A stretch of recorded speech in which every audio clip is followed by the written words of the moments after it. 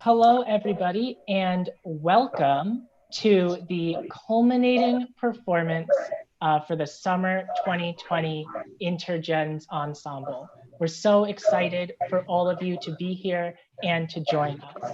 I'm going to invite my co-facilitator, Deb Lewis, to join me on the screen while I tell you a little bit about InterGens. InterGens is the Goodman's only multi-generational program. It serves students and participants as young as 14 all the way up through 70 and beyond. And it was first founded about 9 years ago by the Walter Director of Education, Willa Taylor. She found that participants in our Generations program for folks who are 55 and older, and participants in our youth programs who are 14 to 18, we're sharing a lot of the same concerns, a lot of the same ideas about the world, and she really wanted to get them together in a room to create art about everything that was going on around them with perspectives from people of all different ages. It's been so thrilling to be a part of that work this summer and to get to share that work with you, Deb, as we've been co-facilitators together. Oh, this has been wonderful, and it's been a learning experience. We began with the theme of what is seen and what is unseen. And in the beginning, it began as talking about the screen, the Zoom screen, people choosing that one clean room in their house, and what do we choose to show of our home lives? And it has expanded in all different kinds of directions. And I'm very excited about the stories that have come out of it and how the whole work is hanging together. Liam, you have something else to Yeah, absolutely. So the show runs about 1 hour. We cannot wait to share all this incredible work with you. And at the end, stick around so that you can see the faces of all the participants and give them a round of applause. You can do that in the YouTube comment section or in the YouTube chat if you're there. Or you can just shoot an email to education@goodmantheater.org and we'll be sure to pass on your appreciation. But enough of us talking. Without further ado, the Summer 2020 InterGens Ensemble.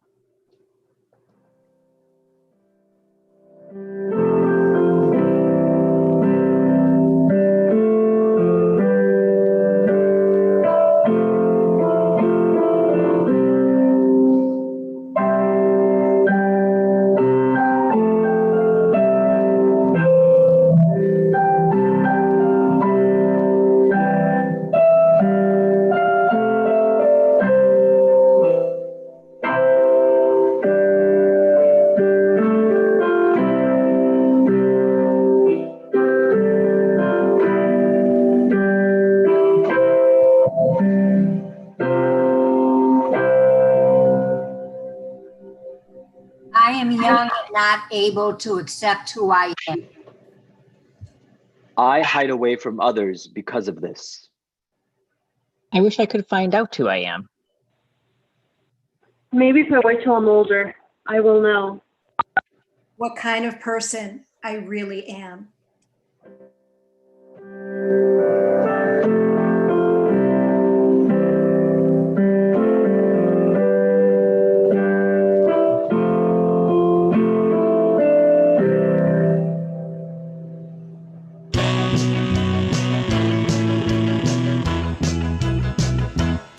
Come on, baby, let's do the twist. Come on, baby, let's do the twist. Take me by my little hand and go like this. Yeah, twist, baby, twist. Ooh, yeah, just like this. One little twist and do the twist.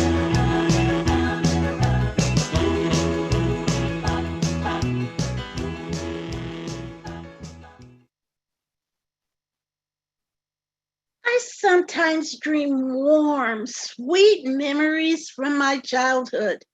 I see my mom and my dad dancing and singing to the top 10 tunes of the 1960s. During those years, I was my mother's copycat, so I would sing along with her. But I showed her how to do the twist, the mashed potatoes, and other cool dances. My dad was a pretty good singer, dancer, and a comedian. I loved to dance with him with my little feet on top of his big feet. I also liked him spinning me around and around, and then in my dizziness, he would magically disappear until I found him hiding in the closet. My parents loved music, and they shared their love of music with my brothers and I. Well, time passed by, and my parents eventually passed away one by one. I experienced deep sadness and solitude every time. The solitude felt endless, but as time moved on, I began to understand that solitude provides a special purpose in everyone's life. Solitude helps your soul and your heart to find your way to peace. In my solitude, you haunt me with reveries of days gone by. In my solitude, you taunt me with memories that never die.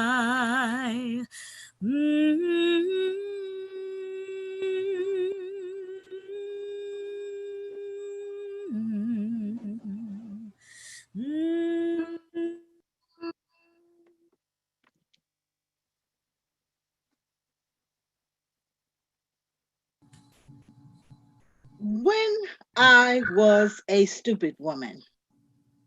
I wish this was a fake story, but it's not. 32 years old, grown enough to know better, you'd think. I was embarking on a new phase in my life. Met this fine ass dark chocolate chip of a black man at a 12-step recovery meeting. Damn, them deep dimples.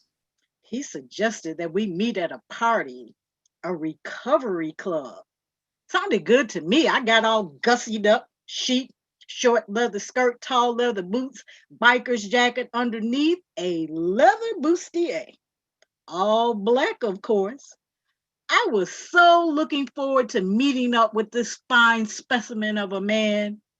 I entered the party alone. I was new to the recovery scene and I didn't know anybody there, but I assured myself it was going to be a good night. After all, Mr. Dimples would be there. I made my way through the crowd. The DJ was pumping out Patti LaBelle's new Attitude, Part-Time Lover by Stevie Wonder, and I Wonder If I Take You Home by Lisa Cult Jam.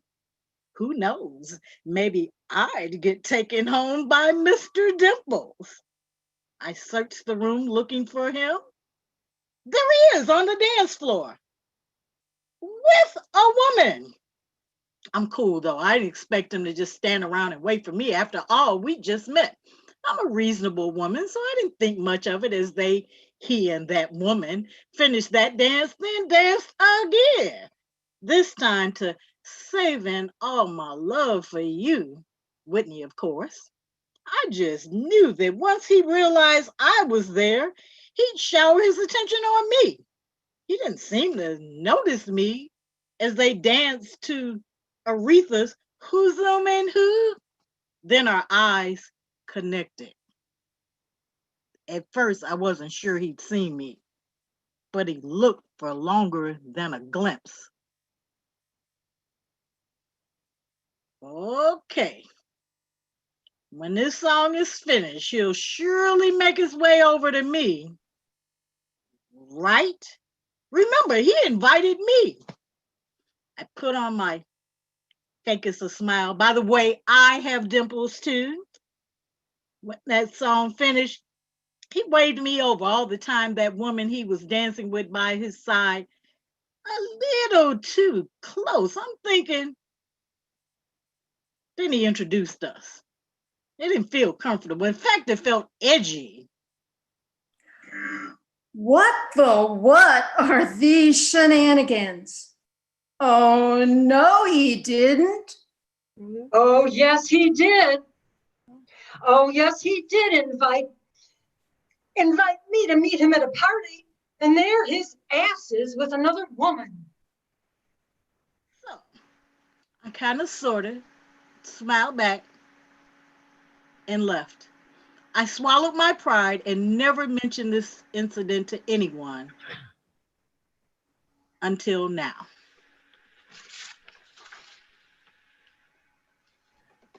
Look at me.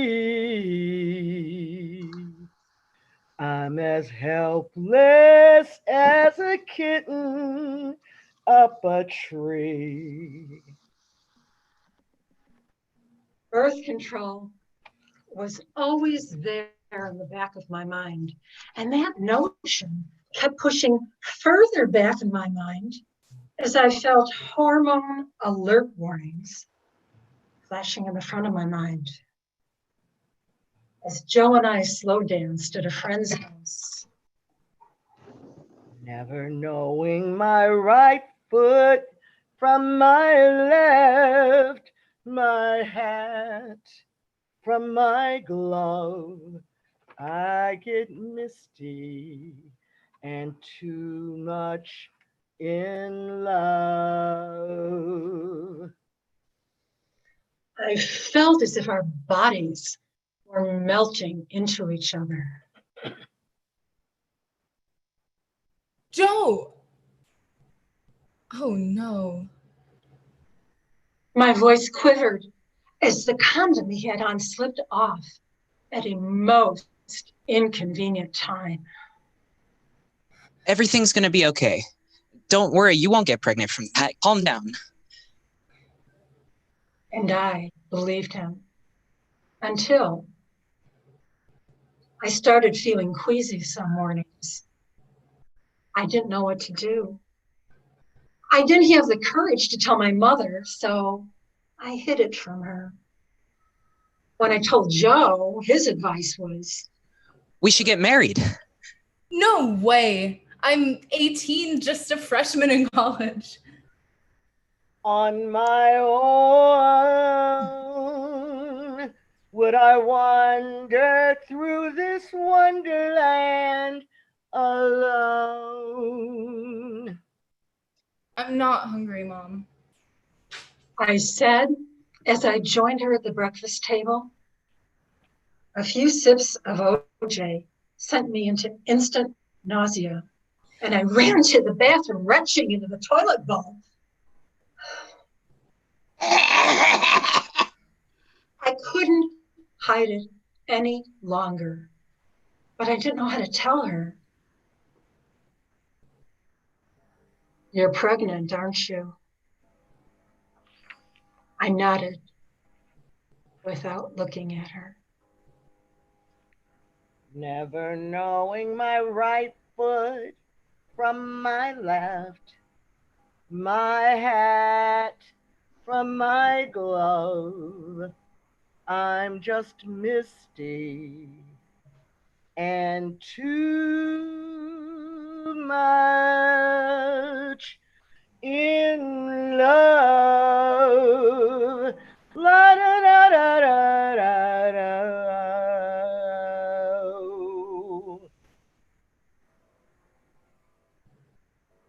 A long time ago, in a place far away, Rory's family was bringing him along to Sears because he was only 3 and they couldn't leave him alone at home. At the store, while they browsed among the clothes, Rory looked for somewhere to sit, his short little legs tired from standing. He found a nice place next to a clothes rack that was comfortable enough, and for a while just sat there. He looked over to his mom as he sat and noticed her red hair looking redder than it usually was. That led him to look at her green sweater in her hand that was so different from her hair. He then wondered why she wanted a different color of clothes from her own, which were already a collage of different colors. He wondered what matching clothes meant if they weren't even the same color. Then he got an idea, and those thoughts were pushed from his mind. He moved over and sat inside the clothes rack, hiding himself from his family, who were still looking at clothes. Then he heard his mom begin to shout. Rory? Rory? Where's Rory? He assumed they would find him soon, as they were just right there. But after more yelling, he realized they sounded far away. He poked his head out and saw they were in a whole different part of the store with people he didn't recognize. They had some weird uniforms on and shiny badges. Rory thought they may never find him from all the way over there and didn't want them to leave without him. So he hopped out of his hiding place and ran towards his family.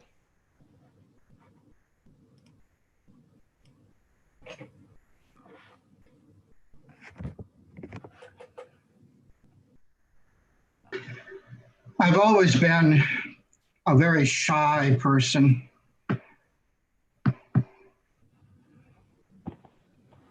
My mother used to chastise me. Robert, speak up. Say something. This handicap keeps me from talking to people, making new friends, unless I can hide behind a character. It was the beginning of 7th grade, and I had just transferred to a new school. People were nice, but I was so used to knowing all the people around me that it felt like I would never be able to have good friendships with these new people. I knew that wasn't true, but that's what it felt like. At first, I wasn't very sure if acting was something that would intrigue me, but the first moment I stepped in front of a classroom, it just came so natural. I had more confidence back in the day, so stepping onto the scene was no problem at all. And I just loved the energy everyone got when they saw me perform. When I was in my last year of high school, I had participated in no extracurricular activities. I was about to go to college, and I figured I needed something on my resume. So I auditioned for the senior play. I confessed some of my worries to my mom, who suggested that I should participate in more extracurricular activities. So I went to watch the fall play. I wasn't ready to be in it, but just by being there, I could be a small part of it. And what I saw was a bunch of people who I was just getting to know, having fun together, telling a story. And even I, who am often reluctant to try new things, thought this couldn't possibly not be fun. So I auditioned. Another aspect that made me realize theater was something I wanted to do, very possibly as a career, was poetry and writing. Every time I read Shakespeare or heard a song, a piece even, my immediate reaction was to create a movie-like scene. It just felt so right, even when no one around me felt the same way.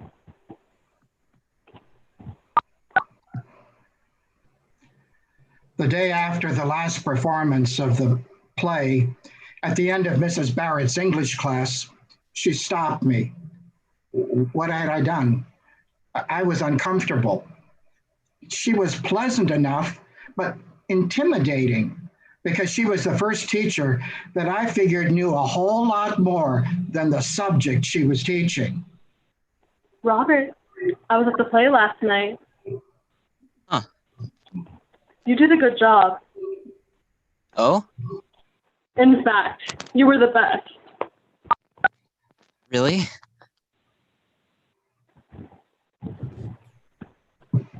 When 5th grade rolled around, I joined my first acting club, and the spotlight, I will never forget. There are no ways to describe what it feels like when something belongs.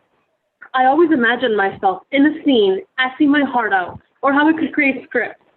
And I'm proud to say that if there is something I want to do for the rest of my life, it's theater. and of being myself without being judged for who I am. 5 months later, the day before the play, I was getting ready for school, thinking about how right I had been. I was already better friends with some of the people from the play than I had been with anyone at my old school. That's what theater did for me. All the world's a stage. All the world's a stage. All the world's a stage. Scene.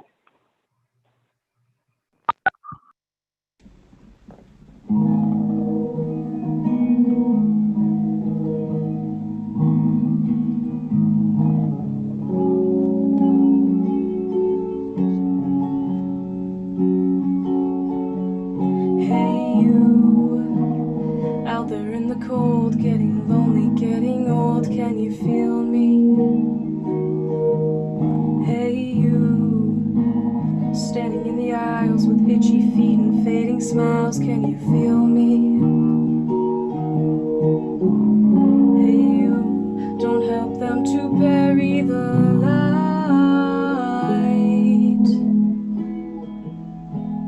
Don't give in without a fight.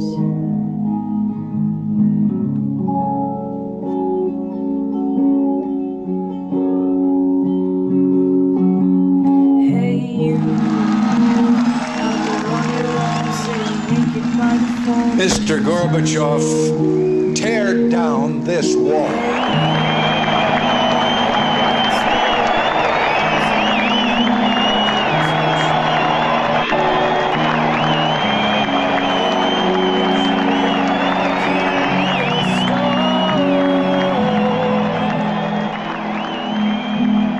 Open your heart, I'm coming home.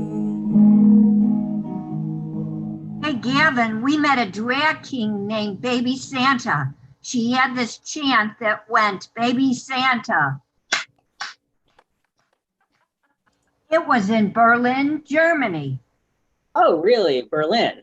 Yeah, and Racetrack and Scarlet Bar and Joker Bar and the Birdcage and the Cage. Oh, and there was this performer named Alvin Chipmunk. Oh, like Alban, like Zaza? No, you're crazy. No, these are gay bars. We went to P-Town. No, you went to Boys Town. I'm not an FAG. I'm not a TRANNY. Oh, but I am. My drag name, it's Cheap Prick. Like I'm one of the performers here, like kind of like the band. That sounds familiar. Yeah. Actually, can you do me a favor? Maybe get out of my bars, please? No. Why? I want to do my bachelorette party. At your bars, and I like the LGBTSs. Well, can you go to La Cage then? No, can you stay in this cage? Birdcage? La Cage aux Folles? Nathan Lane? Timon? No. Nathan Lane, like from Angels in America. He's an FAG. He's Timon. Oh, I love Timon. Can you stop going to our bars then? Like they're my home and my friends are dying in them. No. Tear down the wall. Tear down the wall. Down the wall. Tear down the wall. Tear down the wall. Tear down the wall. Tear it down. The evidence before this court is incontrovertible. There's no need for the jury to retire. In all my years of judging, I have never heard before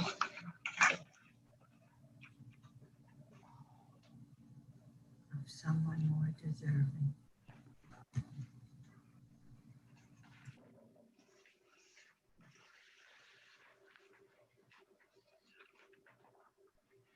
I have never heard before of someone more deserving of the full penalty of the law. The will to make them suffer, your exquisite queers and mothers, fills me with the urge to stomp. Since, my friend, You've revealed your deepest fear. What's my deepest fear? Transphobic people. Ah. I sentence you to be exposed before my peers. Tear down the wall. Tear down the wall. Tear. Floyd. Pink Floyd. Run like hell. Run like hell. Run like hell. Oh.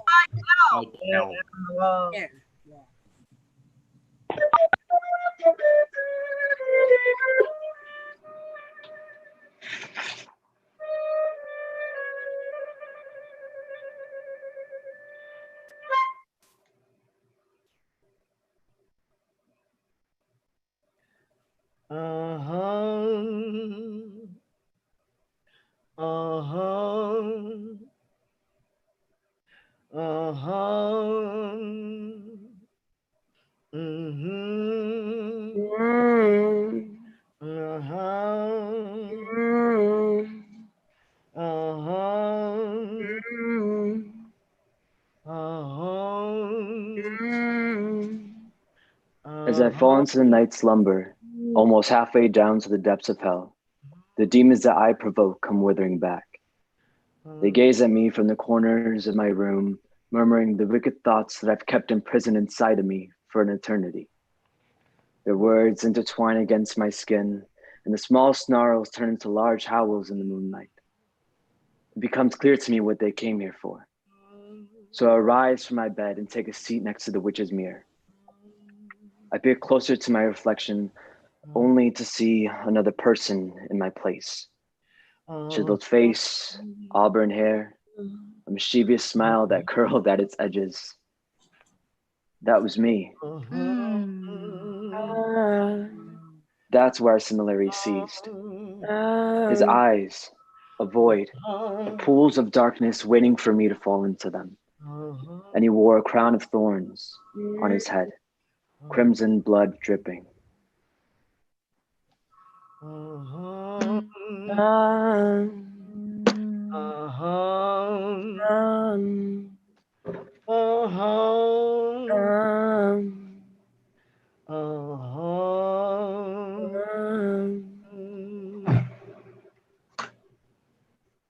Hey, thanks for inviting me over.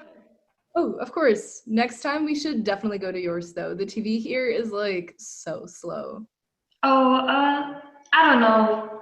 My parents aren't really cool with other kids coming over since we have so many expensive antiques. Oh, I totally get that. Everything here is so fragile. All the paintings are so nice. What about that one facing the wall? Can I see it? Yeah, that one is actually getting restored right now. I'll definitely show it to you once it's done. You're gonna love it. Don't you have a bunch of art at your house anyways? Oh yeah, totally. Oh, also, do you want to eat? My mom made these amazing little bruschettas with like caviar on top and stuff. It's so good. Oh, that. Yeah, I have that all the time. Hey, yeah, I mean, it's just leftovers from what she brought to the PTA meeting the other day. Yeah, my mom doesn't have time for the PTA because she's always on cool business meetings and banquets with my dad. What's your mom doing right now? She's in Miami for an arts festival. She organized one of the exhibits there, so she couldn't miss it. Damn, with your dad? Yeah, it's sort of like a romantic little trip for them. They like to do that sort of stuff a lot. Wow, so you're like all alone. You could totally invite someone over. Maybe someone special? Yeah, totally. So who is it? Who's what? Your crush. Oh, you know Dan, the one on the football team? OMG, really? No way. He's so cool and popular. I had no idea. I've like never seen you guys talk. Yeah, we don't talk that much, but like I really like him. He's like so strong. Masculine guys are so hot. For sure, yeah. Oh, I'm so happy you told me. Me too. You're such a great friend. I feel like I know everything about you. Same here. I love that we can just be honest with each other. It's nice.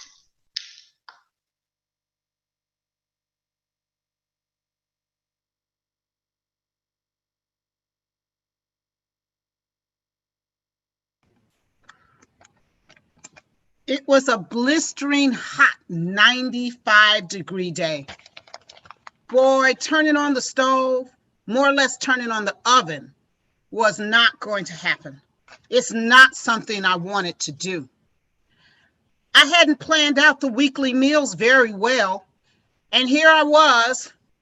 I wanted to have a nutritious, well-balanced meal without eating rabbit food in 95-degree weather.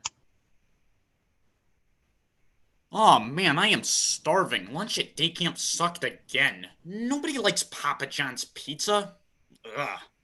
Ooh, great. I hear her in the kitchen. As I stood in the kitchen in the middle, trying to figure out what I was going to fix, I heard this adolescent male voice from the other room.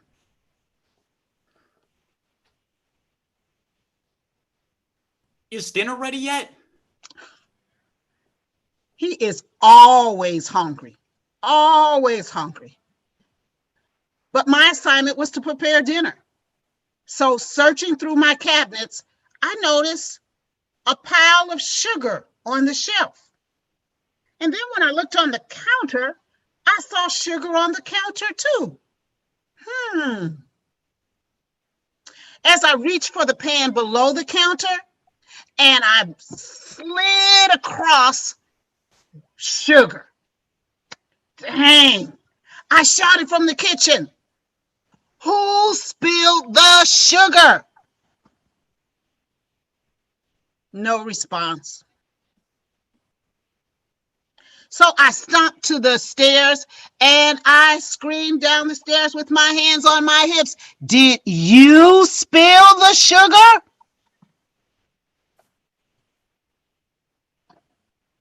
For dinner, I want nachos and cheese, pile high with taco meat, no fake meat like my mom's, none of that asparagus, broccoli crap, lots of salty chips. Yeah. The guy who just a minute before was asking me, "Where's dinner?" when we're having dinner, was now silent, lost inside of Roblox. So I turned back to the kitchen, grabbing the broom and sweeping the floor vigorously. And I stepped in a slippery, wet puddle. But with one step, I twirled around and I tore open the refrigerator door. And there it was. Aha! My G2 is gonna be so pleased when she sees I made the Kool-Aid. Oh yeah.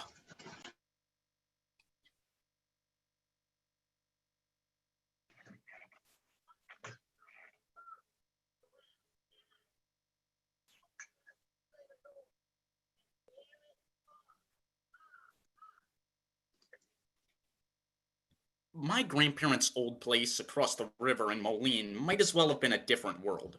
With that big brick house lacked in air conditioning and comfortable beds, it made up for with tons and tons of old German clocks, creepy nutcrackers, and these closets stuffed with all kinds of crazy trinkets that probably hadn't been touched by human hands in years. So, naturally, if family tension ever rose between my uncles and my grandparents and my parents, my cousins and I would sneak out of the room and explore the house.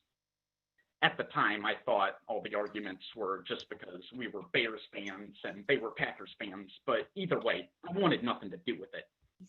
One game we liked to play was we would go down to the pantry and see who could find the oldest food.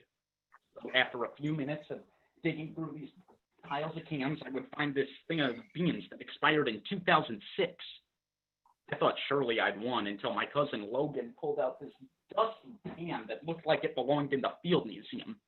It expired in 1971.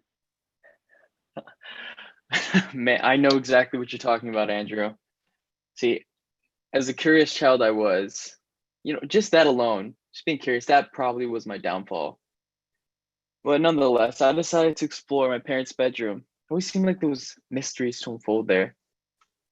I was small enough to crawl underneath the bed, so I normally did that. And, my father, the one who always made smart choices, the one who always took risks, Even he couldn't resist the temptation. The chocolate wrappers down there told me everything. Oh, Christian, I know what you mean. I have a terrible sweet tooth. As a parent, I try to set a good example for my daughter by eating right, but really that means I do my best not to show her all the snacks I'm really consuming.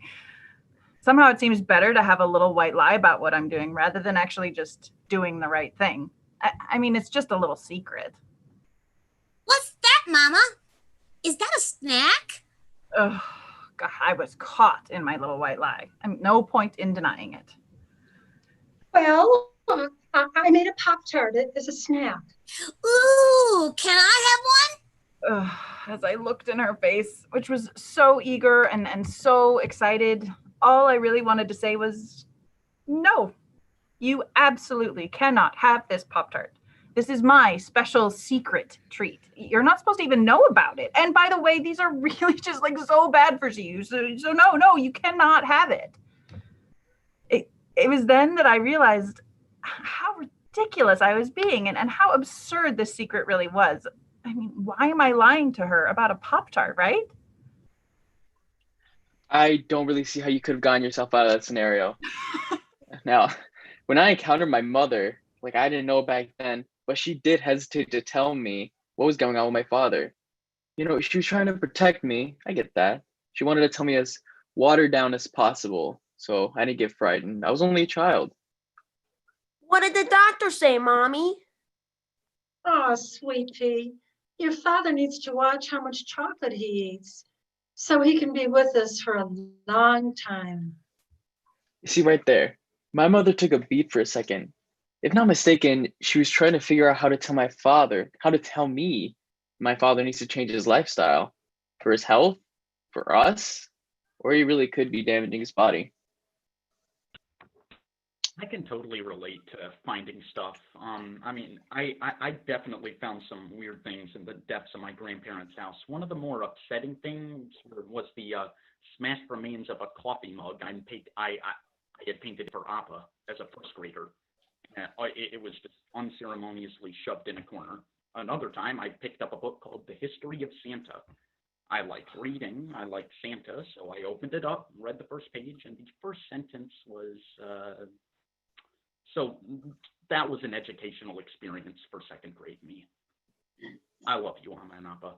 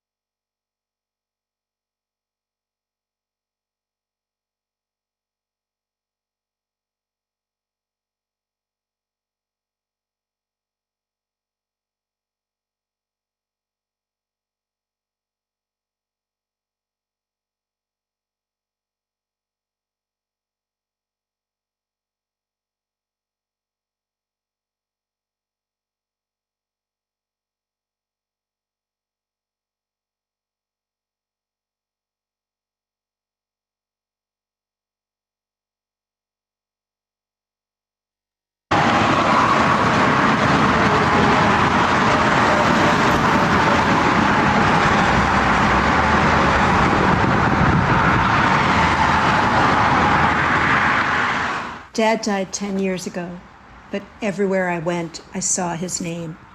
Jerry Bernard Lerman, JBL, JB. Signs of him were everywhere. Thinking about Dad while I pulled into a parking space at Bed Bath & Beyond, the letters on the license plate of the car next to me, JBL. Out for a run with my sister, reminiscing about Dad, the restaurant across the street's name, Jerry's Bar and Grill.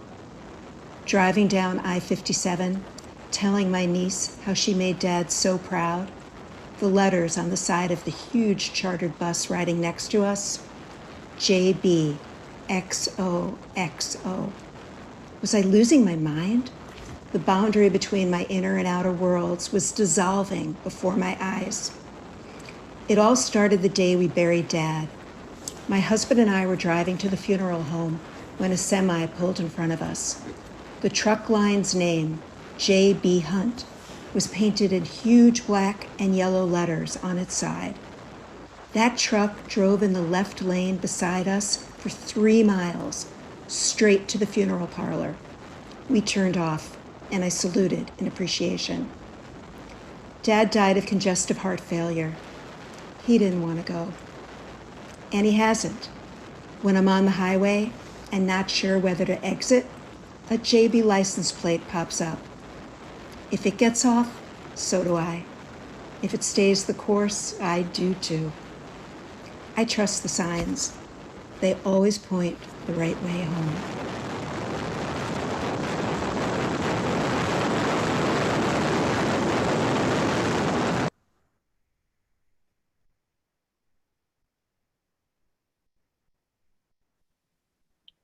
The music that opens and closes the story is from an old song sung by enslaved people at the time of death.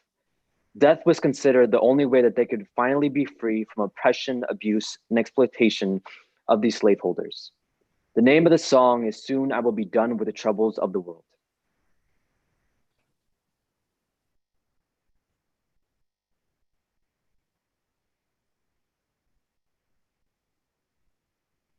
Soon I will be done with the trouble of the world. The troubles of the world. The troubles of the world.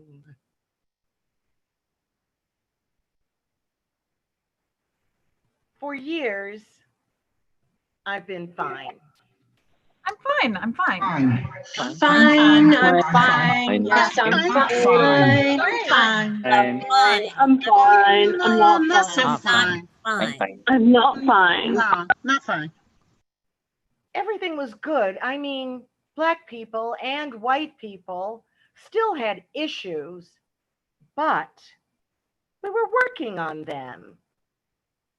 Even the most heinous of problems, that of our protectors, the police, actually killing Black men and Black women, was, shall we say, being worked out. Then one day the phone rang. Hello? Mom! Mom! Mom. Mom. Mom. Mom. Mama.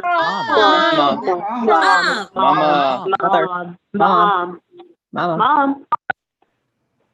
Turn on the news. The police are killing a Black man right now. I quickly turned to MSNBC. There, to my surprise, I saw in crystal clear, vivid color on my humongous TV a police officer with his hand in his pocket, nonchalantly looking out into the community. He was kneeling below, near the front tire. The weight of his entire body was supported by the neck of a Black man.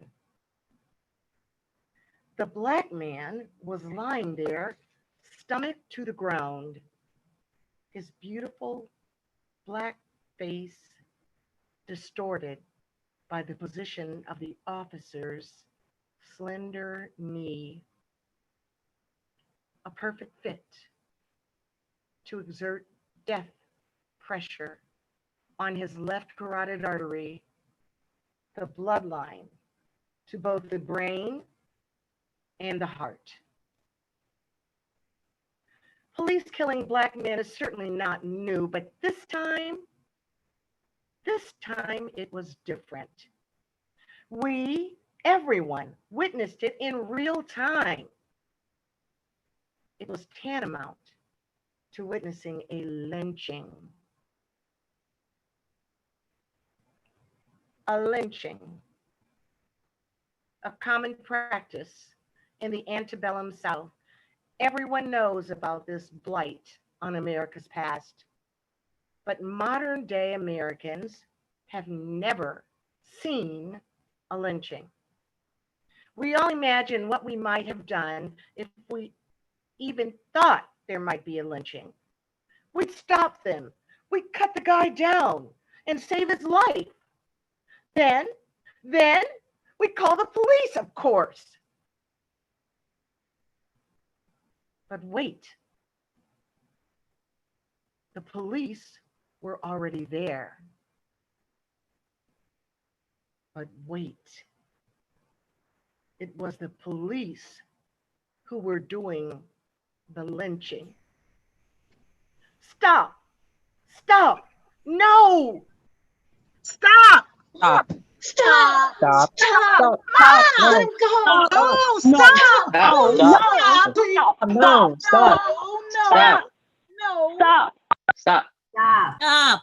We screamed for 8 minutes and 46 seconds. 8 minutes and 46 seconds of hearing the black man beg for his life, cry for his mother, mama, mama, mama, Mama. Mama. Mama! Mama. Mama! Mama! Mama. Mama. Mama! Mama! We modern day Americans, we evolved peaceful, all lives matter Americans could not stop the police officer from lynching yet another black man. Now, we are walking around with the blood of George Floyd on our hands. We are marching through the blood of George Floyd on our feet. We are all covered in the blood of George Floyd, and by proxy, in the blood of our ancestors. Now go back to church. No more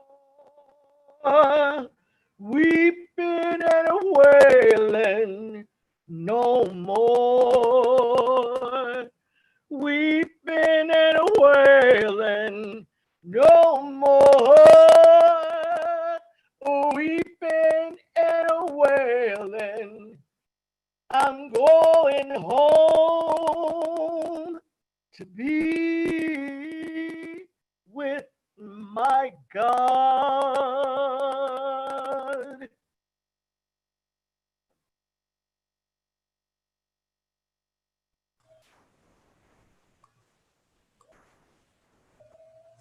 One night, while I slept in my cozy bed under the window attached to the deck leading to the unsecured parking lot, I received an unexpected visitor.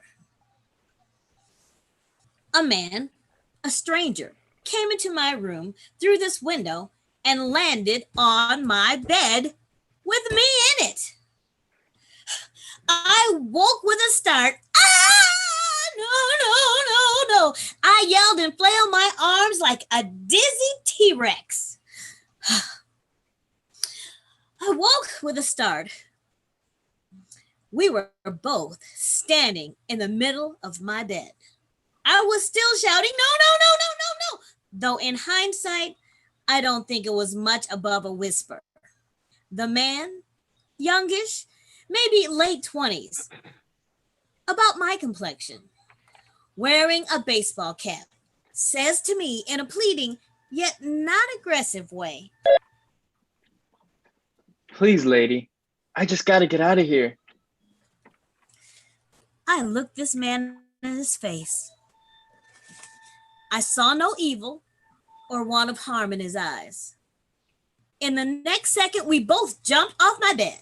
He followed me the 10 steps to the front door. I snatched open the door. He dashed out and down 3 flights of stairs and was gone. I quickly closed the door and locked it. I heard voices and footsteps on the deck. I looked out the door to see a policeman on the stairs looking about with his flashlight. This guy barely let his eyes settle on anything, like maybe my open bedroom window, before heading back down the stairs. I was quite taken aback by the whole incident. I was really startled to have this man appear in my window, but for some reason, God kept me calm and protected. What really burns my ass is that the policeman did not check to see if anyone was hurt or needed help. I could have been dead or dying on the floor for all he knew. That was 10 years ago. I don't know whatever happened to the young man. I sometimes wonder. I wonder what would have happened to him if I had waited for the police to come and help me. I shudder to think that I could have helped to add another Black man to the prison system or the morgue. I'm thankful that God had me look into his eyes and see the truth that I needed at that moment. I really wish him well.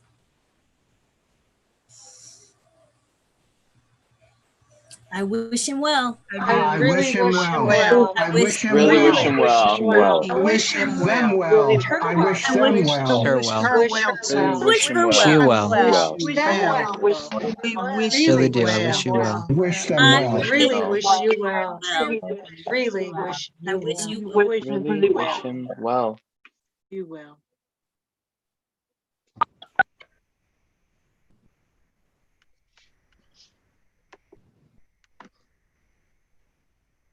Okay, I haven't turned your thing on. All right, and that is InterGens 2020. I'm going to invite all our participants to join me on the screen. You can turn your cameras back on. You can give your audience a wave even though you can't see them, and let's have a round of applause either in the chat or alone in your home for these wonderful, wonderful performers, writers, directors, collaborators. Now, all of you, we're gonna hang out in this chat for just a minute when we're done, so don't go anywhere. But to you, the wonderful audience, I just want to say that if you enjoyed what you saw today, there is another performance of young people sharing their amazing work next Friday, the 21st at 5:30. It's a program called Alone Together, and you'll really enjoy it. Also, if you just want to get your Goodman kicks tonight, there is a event on our Facebook and YouTube called Live at 5 featuring an interview with Mary Zimmerman, and I hope that you all enjoy that as well. I also just want to take a moment to thank our incredible sponsors who make all of the work that we do here at the Goodman possible. Thank you all. Before we leave today, I'm going to share their names on the screen, and I hope you'll all take a moment to read them over. Without them, we could not do this incredible work with these communities and with these wonderful people on the screen right now. Deb, any last words before we head off into the rest of our summer? This has been a delightful experience to share these stories, these moments, and figure out how best to get them across to an audience. Just beautiful, beautiful work, everybody. Thank you very much. And thanks to our audience for checking in with us. All right. Thank you, everybody. Have a great rest of your day and a great rest of your summer.